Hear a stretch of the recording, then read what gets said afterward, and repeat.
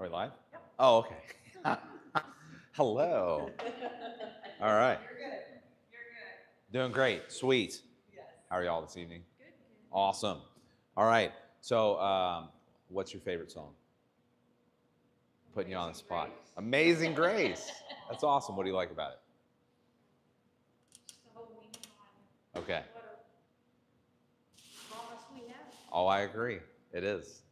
It's lovely. What's your favorite song? The anchor holds. The Anchor Holds. Okay. And why? I don't know. It just touches me in some way when I hear it. Yep. I have to name just one. Yes, in this instance. I know. Jennifer took my first. So. You can take that one again. The old rugged cross. The Old Rugged Cross. And why do you like that one?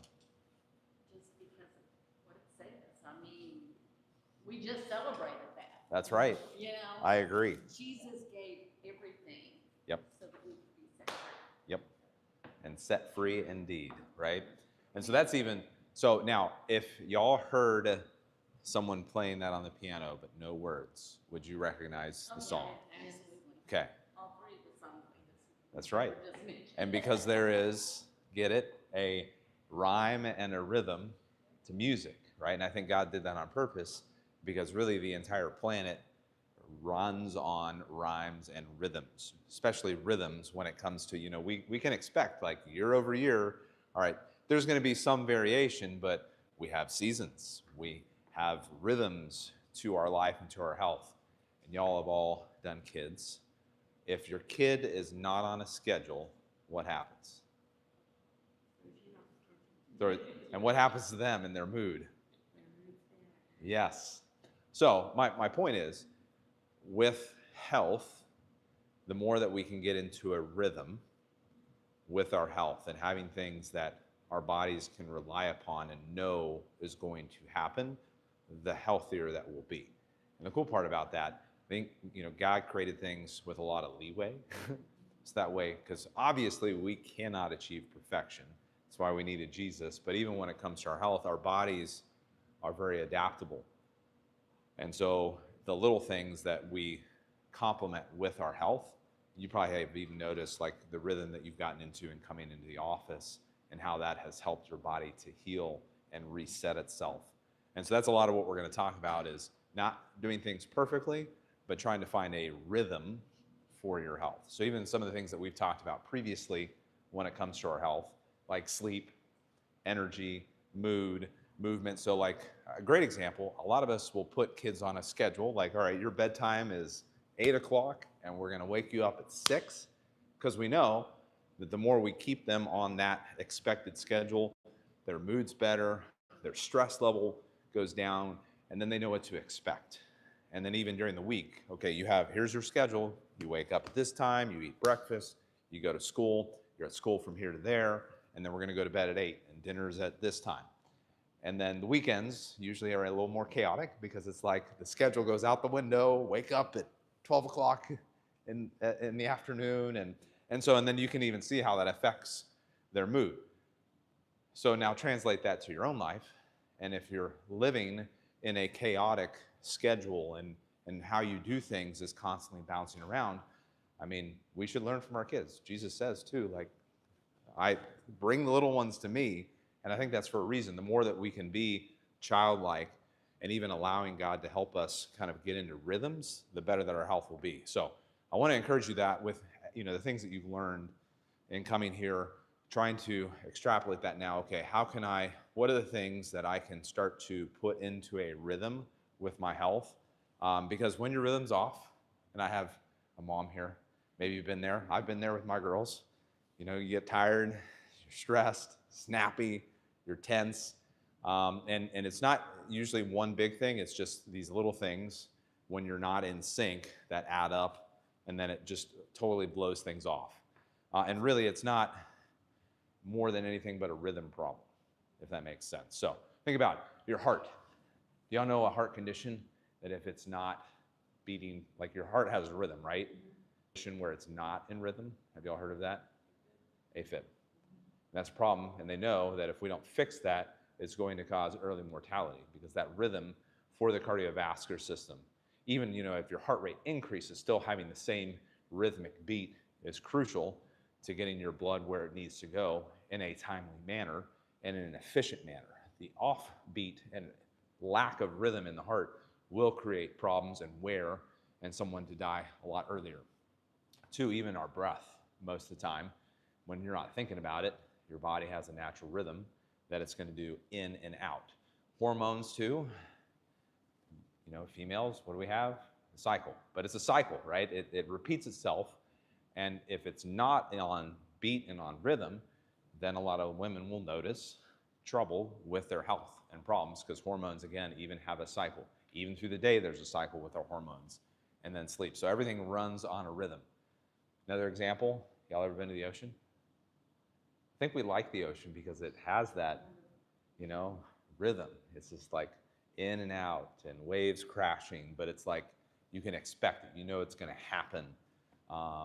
And so when your body is in rhythm, that's where you can really start to have calm and peace, because things are functioning like they're supposed to. So, good example here, chaos versus rhythm. Which is more appealing to y'all? On the left, right? Yeah, the more neat and tidy. My oldest daughter, we're trying to work on calming some of this down, but I love her because she's got places for everything, and we've been able to train her in a positive way to have things neat and tidy. And I notice, like, if I go and mess with something, I like to do this on purpose sometimes to mess with her rhythms. It could throw her off. So we do know too, with her especially, like, we have to prep her, like, okay, hey, we have this thing coming up that's out of the ordinary. And those stressors too, I think, are good, because those are opportunities when you can utilize stress, and the Bible talks about it, to build strength and endurance and persistence and trust, most importantly, that helps make your body stronger. So having things that are out of the rhythm can be beneficial to your health. But 2, you want those to be minimal and not the rule, right? More the exception. So a big interrupter is the phone. Have y'all noticed that? I mean, you might be going through your day, and then all of a sudden, ding, text message goes off, and you might get like some bad news, or someone's asking you a question, or someone calls you, or even, how many of y'all get like 10 to 15 spam calls a day? At least, right? And even that little, like, okay, you didn't answer it, but you saw, well, all right, another spam call. Someone else wanting to give me a loan, or someone else wanting to sell me something. Like, all right, those interruptions, though, can create overstimulation. And so we talked about it, I think y'all were all there for that, trying to really reduce the screen time, but even thinking about how you start your day too, and getting into a rhythm and a ritual with your health. So, because we want to avoid being stuck in go mode, if you know what I mean. The more that we're like constantly on someone else's agenda, we don't know what's going to happen next, the harder it is for our health and our bodies to get into a rhythm. So, what is the master conductor of your body? Yes, exactly. The nervous system, the brain. So the brain controls the body.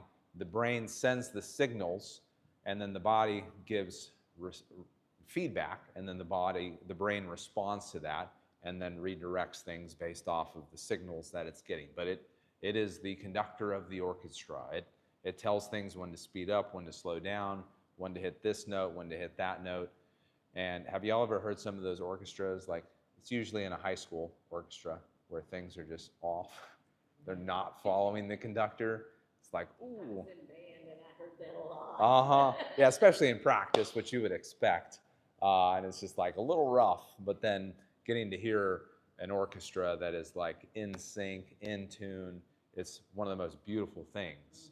I love hearing some of the old hymns, but like with a full orchestra where it's like, wow, it can bring you to tears, well up a lot of emotions, but again, they are responding to what the conductor has to say.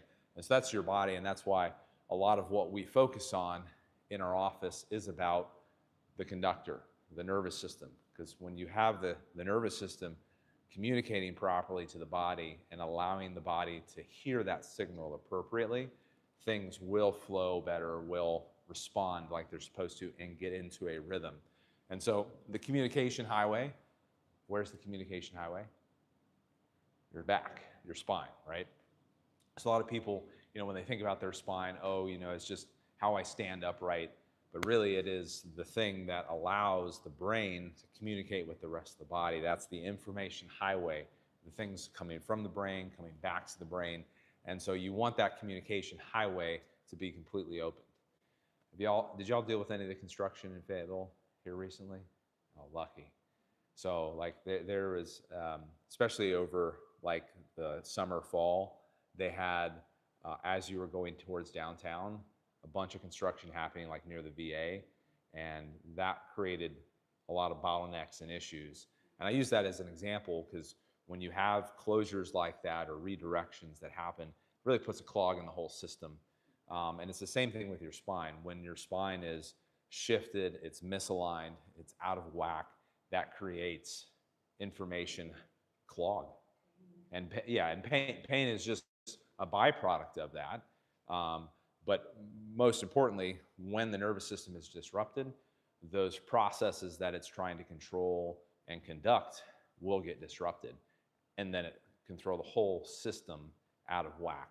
And so that's why we focus first on making sure that the signal is correct, that you're having good communication and regulation and rhythm.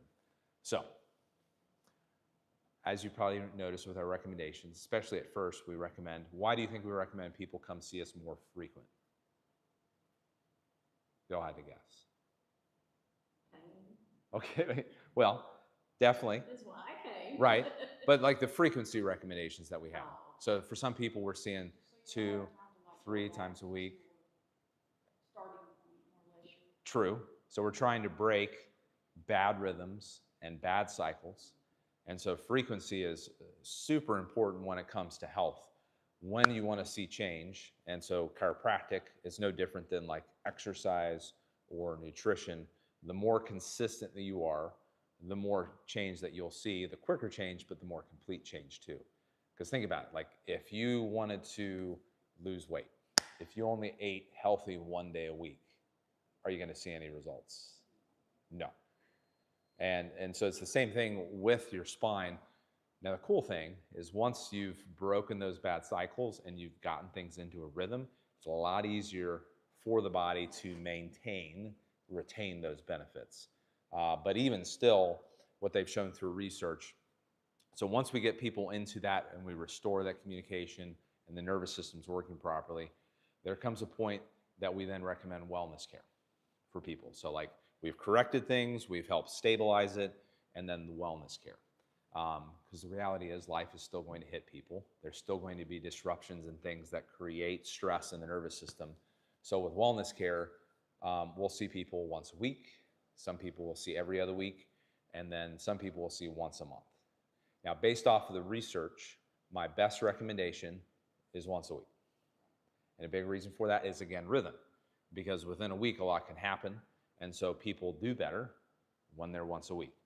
My next best is every other, and I usually don't recommend any less than that. And that's actually based off of research. It's an interesting thing where they did MRIs of people, and so they had an injury, and then they took an MRI and they followed them for a period of time, and they found that within 2 weeks, there was permanent change that happened, scar tissue formation, and issues that developed that persisted even when they got some care to help with that, but those issues persisted if they went beyond the 2-week mark. And so that's where I'll tell people, hey, look, I'm happy to see any frequency, but if you choose to do once a month, I guarantee you, and this is based solely on research, that you will progressively get worse over time and things will come back, if that makes sense. And it doesn't necessarily happen right away, but life is going to beat things up. So the more that you can get into a rhythm with your nervous system and doing things. So another great tool is the interroll. Yeah. And so that's another thing too. I'm telling people like, hey, you want to see me less? Guess what you need to make sure you're doing regularly? Do your dinner roll, right? Brush your spine, floss your spine, do some exercises. But that to me, like the more you take care of your nervous system and your spine, all other things will fall into place because then you have the ability to heal and you're getting proper signals, if that makes sense. So a big thing we try to do in our office is not force healing, but encourage rhythms and rituals and things in your life that really help you. So I got some daily rhythms for you to think about. And some of these too might be repeats, but I think we all need to hear things a couple of times, right? I mean, we all go to church on Sunday, right? Why? God knows we need to hear that message again and again.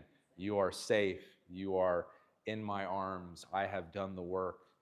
Now you can move forward in peace and joy, because we easily forget the good message of the cross. Like, yeah, I've done this for you. You are in good favor with me. And so it's the same thing for us with health. Sometimes we need to hear things over and over again, not beat ourselves up about it. Like, okay, I got another opportunity. Jesus has paid this, and I can live my best life, but I don't have to like feel terrible about, oh, I didn't do it again, because we're not going to be perfect, and even these things aren't going to be perfect. So sleep, moving, fuel, and recovering are some daily rhythms. So have any of y'all, since our sleep talk, feel like you've gotten into a better rhythm with your sleep? Yeah? How so? I go to bed at 11 o'clock and get up at 6. That's great, because it was kind of like all over the place. Good for you. And do you feel like that's helped? That's awesome. And do you feel like that you've noticed benefit from that? Cool. Yeah, love it. And so yeah, that rhythm of, all right, consistent time as much as you can, and then especially the same wake up time will really help. You can't wake up? I do. Okay. I wake up at 6 every morning. Have a hard. I go to bed at 9 or 9:30. Okay. What time are you trying to wake up? 6. Okay. Set an alarm. Okay. Just sleep through the alarm sometimes? Okay. Have you tried the magnesium? Okay. I Yeah. don't know if it's open. Okay. All right. It does that. Open your window shades and let the sun come in. I'll get up and turn my alarm off. Yeah. And then go back and lay down? Okay. Well, we all have some things that we struggle with too. So that's where, again, my encouragement too is you're being persistent. You got the alarm set. That's the hardest thing. And then, your body will hopefully respond over time as you're persistent in that attempt, especially then going to bed at the same time. But that's my encouragement too, is like anything with these rhythms is the more you're just like graceful to yourself, like God is graceful to us, I think it makes it easier to make those changes versus like, just guilting yourself day in and day out. But yeah, so consistent time, the morning light a lot of times can help as well. But two, in the sleep talk I talked about, you want to make it a dark cave. So as soon as your alarm goes off, at least trying to open the shades could be beneficial, like you were mentioning. But next to the nervous system being fixed, sleep is the next biggest thing to work on. And so if that's a rhythm that you're just like, this is where my focus is at, great. And if you're persistent in that, because you really can't outwork bad sleep. I really think I get too much sleep. Okay. Like I have no problem sleeping. Yeah. So I just think I don't have those hours of rest. Yeah. Where Well, my body and feels like play with it then. fresh, Yeah. Because maybe you need to go to bed a little bit later, and then that will help you wake up earlier. If I take my magnesium like an hour before 11:30, Yep. and then I'm ready by 11:30, and then I go to bed, and it don't take no time to go to sleep. Yeah, cool. Okay, so sleep rhythm and then movement rhythm. Now, we did talk about movement some. Are y'all doing a regular kind of routine with exercise or walking or movement? What are you doing? At least 30 minutes a day. Awesome. Now, sometimes it's like 15 minutes here, Yeah. but it's like trying to get 30 in. Yeah, and you're tracking and like, all right, I'm getting that. Awesome, congratulations. How about yourself? I do, when the weather's nice, like it is today, I get outside and walk. Great. At least a mile. Okay. If the weather's yucky, I have a walk fit app on my phone. Yep. And I do it Okay. in the house. Very cool. And have you all tried some of the things that we talked about with that movement class? Okay. Still doing the push-up and squat challenge? No. Okay. No. Hey. I didn't get very far on that. Hey. I tried. Hey, that's all right. You Oh, attempted it. I finished it. Congratulations. Sorry, I didn't, the last day, my back was hurt. Oh, okay. My back was, Yeah. I couldn't do it. Well, you don't want to. I did them every day. I just didn't get as many done every day that I was Yeah. supposed to.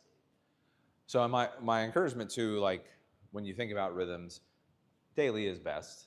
But research too talks about even like 3 days a week and having some consistency throughout the week can be super beneficial. So like I do 5 days a week at the gym. I go at 5:30 in the morning. That's been my routine and habit for the most part. But then like the weekends is my reward. Worked hard all week. Now I get to go play with kids or go on a bike ride, still have exercise, maybe do hiking, that type of stuff, but not some of the intense work. So that's where too, maybe thinking about, okay, what am I, like I'm gonna try and do a rhythm of 3 days a week. And if you're gonna do 3 days a week, trying to do it the same 3 days in the week, every week would be more beneficial. Now, it'd be beneficial just to get 3 days in, even if it's 3 in a row, but the more that you're in that rhythm. And so too, like you've noticed, like with our schedule, we try to do the same days of the week in the office because again, that's about the rhythm that we're trying to get your body into, doing stretching, strengthening, and then if you can do movement daily, definitely helps. So, and the most important thing that you can do for movement is your dinner roll.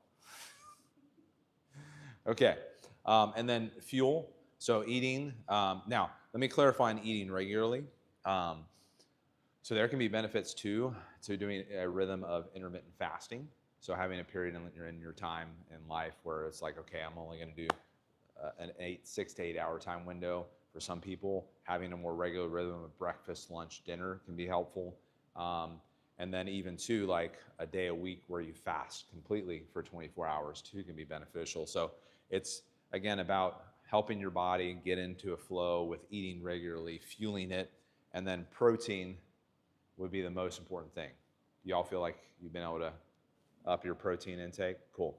A great app if you're interested in tracking your macros, which is your carbs, your protein, and your fat. Have you all heard of MyFitnessPal? I use macro factor. Okay. Who said? I use that one. Okay. What do you think about it? I like it. I've been using it for a long time. Cool. Do you feel like it's helped? Yeah, it helps a lot. Okay. Cool. Good. I don't always stay on it as good as I do. I hear that. I hear that. Yeah. Well, and so thinking too about though how you can fuel your body like we talked about, but fuel it in a rhythm as well. So for me, the easy button is I try to have very similar foods that I keep stocked. So that way I'm not thinking about, oh, what am I going to eat today? It's like I already know, like I got strawberries, I got pickles, I got chicken, I got hamburger, and keep it simple is very helpful for me. The more elaborate meals that you try to make, I think it sets you up for failure. The simpler and easier it is, the better that you're going to do. And then recovery. So thinking about how you can calm your body at the end of the day, taking magnesium, taking times to pray, go outside, but getting in this rhythm too of really recovering as well. So even thinking about like the weekend as an opportunity to recover. Like we have tried to be more purposeful on our Sundays and making that more of a Sabbath day. Like we're not go, but we go to church, we spend time as a family, we go eat lunch afterwards. It's a nice chill day to recover and do these type of things to get into a rhythm. Do y'all do like morning meditation time or prayer time or anything like that? That's an awesome rhythm.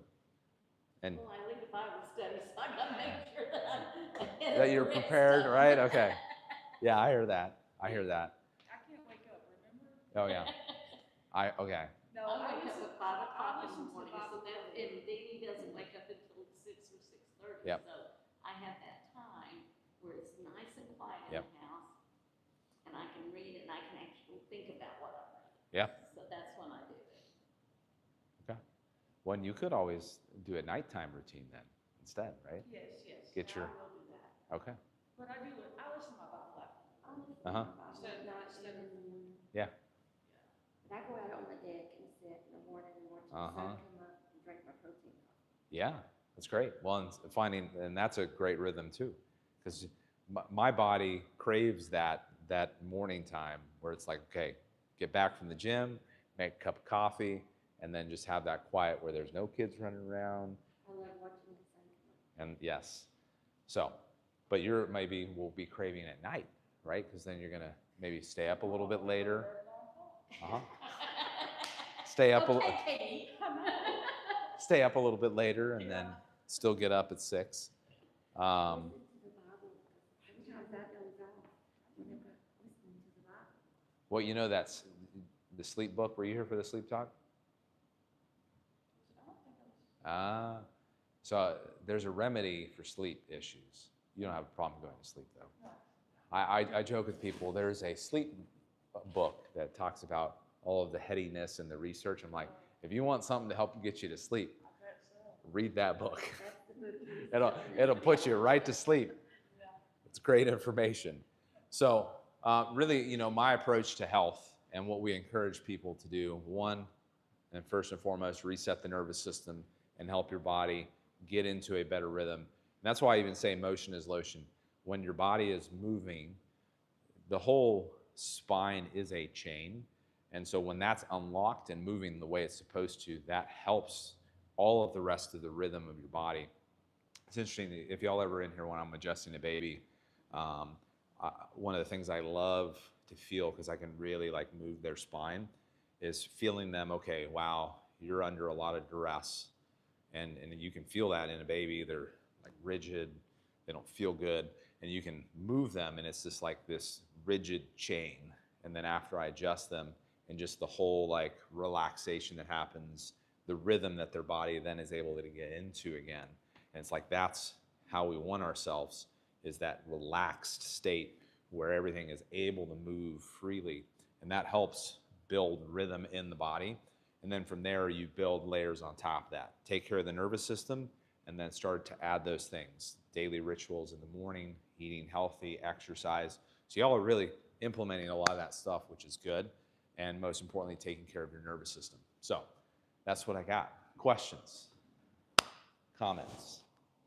So if you don't have an appetite to eat, Uh-huh. what do? Just eat protein? I mean, that's what I drank the protein coffee, and Yep. after I drink it, I don't have no appetite for the rest of the day. For the rest of the day. Okay.